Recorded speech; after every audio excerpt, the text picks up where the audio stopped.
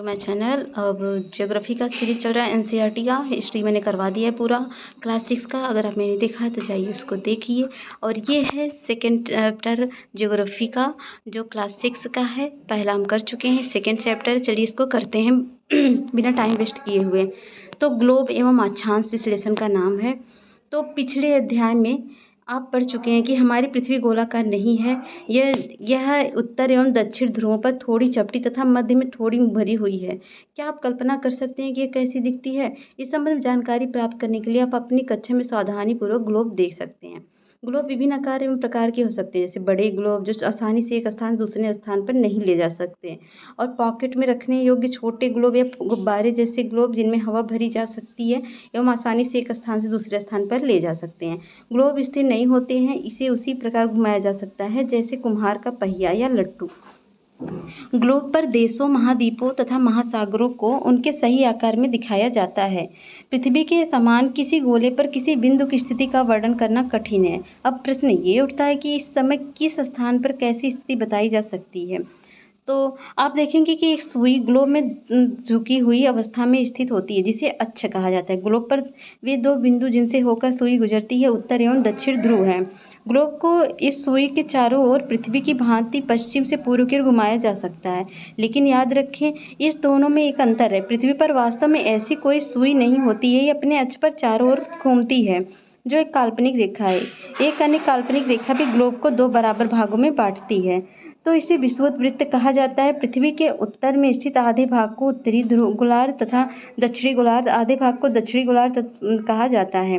तो ये दोनों बराबर के आधे भाग होते हैं। इस प्रकार विषुवत वृत्त पृथ्वी पर एक काल्पनिक वृत्त बनाती है। तो ये आप चित्र देख रहे हैं, यहाँ पर विषुवत वृत्त है। इसके ऊपर जो होता है वो उत्तर का होता है, नीचे उत्तरी गोलार्ध, ऊपर उत्तरी गोलार्ध, नीचे साउदर्न मतलब दक्षिणी गोलार्ध होते हैं।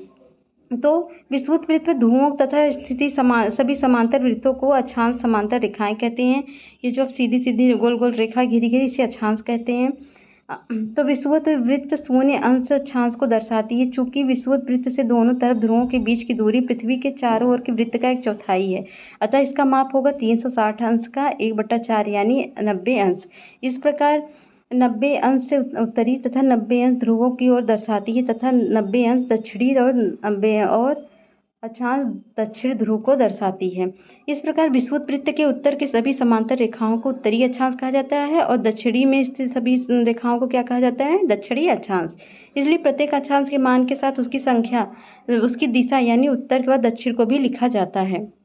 जैसे यहाँ पर आप देखेंगे तो ये देख रहे हैं ना, 23 सही 1/2 दक्षिणी और उत्तरी और 0 बीच में है, और 66 सही 1/2 ये सब देख रहे हैं ना। तो यहाँ पर देखिए उष्णकटिबंधीय विषुवत वृत्त देखिए, कर्क रेखा, शीतोष्ण कटिबंध, इन सब कटिबंधों के बारे में आप देख सकते हैं।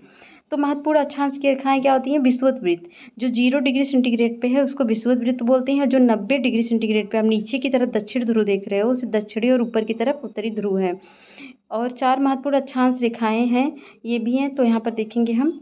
तो उत्तरी गोलार्ध में कर्क रेखा 23 मतलब 23.5 डिग्री उत्तर में है, और दक्षिणी गोलार्ध में मकर रेखा 23.5 डिग्री दक्षिण की तरफ है। ये चित्र में आप देख सकते हैं, कर्क रेखा ऊपर दिया गया है, नीचे मकर रेखा दिया गया है। तो पृथ्वी के ताप कटिबंध क्या होते हैं? कर्क रेखा एवं मकर रेखा के बीच के सभी अक्षांशों पर सूर्य वर्ष में एक बार दोपहर में सिर के ठीक ऊपर से होकर गुजरता है। इस क्षेत्र में सबसे अधिक ऊष्मा प्राप्त होती है, इसे उष्णकटिबंधीय कहा जाता है। आप फिगर में देखिए, जो ग्रीन ग्रीन है ये ऊपर की तरफ ये उष्णकटिबंधीय है, यहाँ पर सूर्य का ताप गुजरता जरूर है, रोशनी, ठीक है। तो तो अगले क्या है? कर्क रेखा तथा मकर रेखा के बाद किसी भी अक्षांश पर दोपहर का सूर्य कभी भी सिर के ऊपर नहीं होता है। ध्रुव की तरफ सूर्य की किरणें तिरछी होती जाती हैं। इस प्रकार उत्तरी ध्रुव में कर्क रेखा एवं उत्तर ध्रुव वृत्त तथा दक्षिणी गोलार्ध में मकर रेखा एवं दक्षिण ध्रुव वृत्त के बीच वाले क्षेत्र का तापमान मध्यम रहता है, इसलिए उन्हें शीतोष्ण कटिबंधीय कहा जाता है। उत्तरी गोलार्ध में उत्तर ध्रुव एवं वृत्त एवं उत्तरी ध्रुव तथा दक्षिणी गोलार्ध में दक्षिण ध्रुव एवं वृत्त एवं दक्षिणी ध्रुव के बीच के क्षेत्र में ठंड बहुत होती है, क्योंकि यहाँ सूर्य क्षितिज से ज़्यादा ऊपर नहीं आ पाता, इसलिए ये शीत कटिबंधीय कहलाते हैं। देशांतर क्या होता है?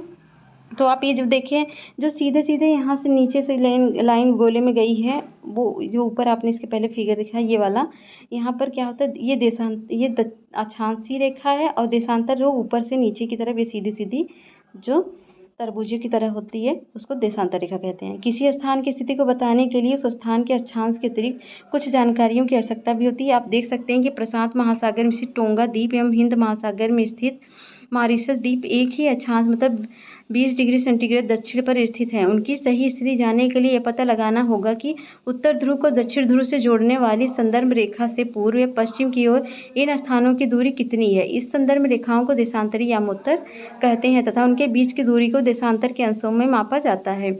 प्रत्येक अंश को मिनट में तथा मिनट को सेकंड में विभाजित किया जाता है। ये अर्धवृत्त तथा उनके बीच की दूरी ध्रुवों की तरफ बढ़ने पर घटती जाती है एवं ध्रुवों पर शून्य हो जाती है, जहाँ सभी देशांतरी यामोत्तर आपस में मिलती है। तो अक्षांश रेखाओं से भिन्न सभी देशांतरी यामोत्तरों की लंबाई समान होती है, इसलिए उन्हें सिर्फ मुख्य संख्याओं में व्यक्त करना कठिन था। तब सभी देशों ने निश्चय किया कि ग्रीनिच जहाँ पर ब्रिटिश राज की वेधशाला स्थित है से गुजरने वाली यामोत्तर से पूर्व और पश्चिम की ओर गिनती शुरू की जाएगी। यामोत्तर को प्रमुख यामोत्तर कहते हैं। इसका मान 0 डिग्री देशांतर तथा यहाँ से हम 180 डिग्री पूर्व या 80 डिग्री पश्चिम तक गणना करते हैं। प्रमुख यामोत्तर 180 डिग्री यामोत्तर मिलकर पृथ्वी को 2 बराबर भागों में पूर्वी गोलार्ध तथा पश्चिमी गोलार्ध, जिस तरह से आपने उत्तरी गोलार्ध दक्षिणी गोलार्ध देखा था, इसी तरह से ये जो देशांतर होते हैं ये पृथ्वी को पूर्वी गोलार्ध और दक्षिणी गोलार्ध में बांटते हैं। इसलिए किसी स्थान के देशांतर के आगे पूर्व के लिए अक्षर पूर्व तथा पश्चिम के लिए अक्षर पश्चिम पर लिखा गया है। तो यहाँ पर देख सकते हैं। अब ग्लोब पर अक्षांश रेखाओं एवं देशांतरी यामोत्तर बना ग्रिड को देखो। आपको मैंने ग्रिड दिखा दिया है। इसको समझने के लिए कागज़ पर एक समान चढ़िए। इसको समझना क्या है ये देखिए, आप इस मैप को अच्छे से देख लीजिए। यहाँ पर ये देखिए आगे पीछे अंतर्राष्ट्रीय तिथि रेखा आपको दिख रही होगी नीचे, और ठीक है ये दिख रहा है ना पूरा, ठीक है देख लीजिए सब। अब आप देखेंगे वृत्त अक्ष हमें 1 डिग्री पूर्वी देशांतर पर स्थित है। चलिए देशांतर और समय कैसे डिसाइड होते हैं। समय को मापने का सबसे अच्छा साधन पृथ्वी, चंद्रमा एवं ग्रहों की गति है। सूर्योदय एवं सूर्यास्त प्रतिदिन होता है, अतः स्वाभाविक ही है कि यह पूरे विश्व में समय निर्धारित का सबसे अच्छा साधन है। स्थानीय समय का अनुमान सूर्य के द्वारा बनने वाली परछाई से लगाया जा सकता है, जो दोपहर में सबसे छोटी एवं सूर्योदय तथा सूर्यास्त के समय सबसे लंबी होती है। ग्रीनविच पर स्थित प्रमुख यामोत्तर पर सूर्य जिस समय आकाश के सबसे ऊंचे बिंदु पर होगा उस समय यामोत्तर पर स्थित सभी स्थानों पर दोपहर होगी। चूँकि पृथ्वी में पश्चिम से पूर्व की ओर चक्कर लगाती है, अतः वे स्थान जो ग्रीनिच के पूर्व में होते हैं उनका समय ग्रीनिच समय से आगे होगा तथा जो पश्चिम में है उनका समय पीछे होगा। समय के अंतर की दर की गणना निम्नलिखित विधि से की जा सकती है। पृथ्वी लगभग 24 घंटे में अपने अक्ष पर कितनी डिग्री सेंटीग्रेड घूमती है? 360 डिग्री सेंटीग्रेड घूमती है।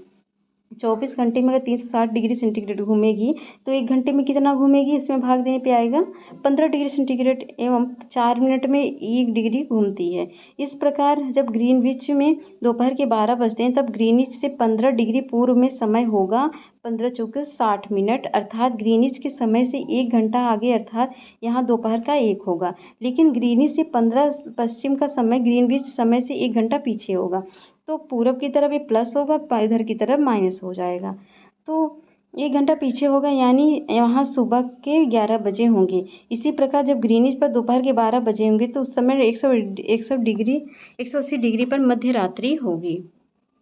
आगे बढ़ते हैं। तो किसी भी स्थान पर जब सूर्य आकाश में अपने उच्चतम बिंदु पर होता है तो दोपहर में उस समय घड़ी में 12 बजते हैं। इस प्रकार घड़ी के द्वारा दिखाया गया समय उस स्थान का स्थानीय समय होगा। हम मानक समय क्यों मानते हैं? तो अलग अलग यामोत्तर पर स्थित स्थानों के स्थानीय समय में अंतर होता है। उदाहरण के लिए बहुत से देशांतरों से होकर गुजरने वाली रेलगाड़ियों के लिए समय सारणी तैयार करना कठिन हो जाता है। भारत में गुजरात, द्वारका तथा असम के डिब्रूगढ़ के स्थानीय समय में लगभग 1 घंटा 45 मिनट का अंतर होगा। इसलिए आवश्यक है कि देश के मध्य भाग से होकर गुजरने वाली किसी यामोत्तर के स्थानीय समय को देश का मानक समय मान लिया जाए। इस यामोत्तर रेखा के स्थानीय समय को पूरे देश का मानक समय माना जाता है। जैसे हमारे भारत का है 22.5 डिग्री पूर्व को मानक यामोत्तर माना जाता है।